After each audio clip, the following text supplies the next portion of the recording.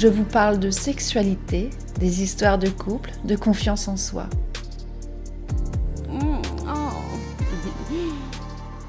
La Voix d'Annie, un podcast pour les femmes et les hommes pour se réconcilier avec votre sexualité, l'apprivoiser, se l'approprier.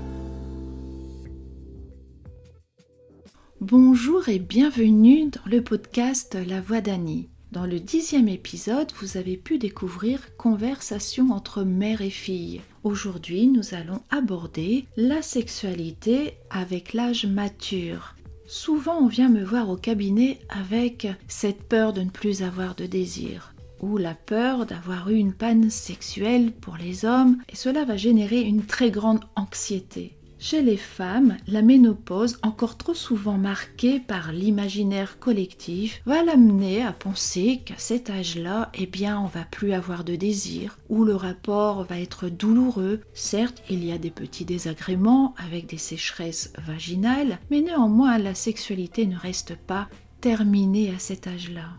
L'esprit libre de ne plus avoir de contraception peut aussi renouveler un état d'esprit différent, se focaliser sur le plaisir uniquement. Chez les hommes, il peut y avoir également des peurs suite à un manque de libido ou encore des érections fragiles qui va générer une anxiété. Il faut savoir que le corps et l'esprit sont intimement liés.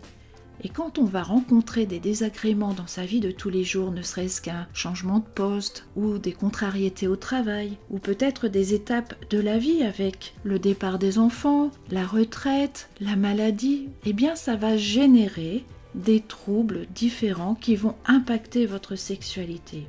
Avant de vous affoler, la première chose que je vous propose, c'est d'aller consulter votre médecin ou votre sexologue qui va vous prescrire une prise de sang afin de faire un bilan sanguin et de faire l'état des lieux de vos hormones. Oui, en effet, ces fameuses hormones, elles aussi entrent en jeu, je dirais même surtout. La question la plus courante, comment retrouver du désir? Nous allons vendre le désir comme quelque chose qui doit être inné, sauf que le désir va se provoquer, ça va se repenser et ne plus désirer son partenaire n'est pas signe qu'on ne l'aime plus. On peut se repenser dans le couple et envisager encore les prolongations en y mettant plus de fantaisie, en créant des espaces où vous allez pouvoir vous retrouver, prendre du plaisir ensemble de manière nouvelle. La première chose à faire sera d'ignorer cette performance sexuelle. Souvent, on va se mettre de la pression. On va penser que son voisin, ses amis, le beau-frère ou la belle-sœur sont performants sexuellement. Parfois, dans les réunions de famille, on peut se vanter de certaines choses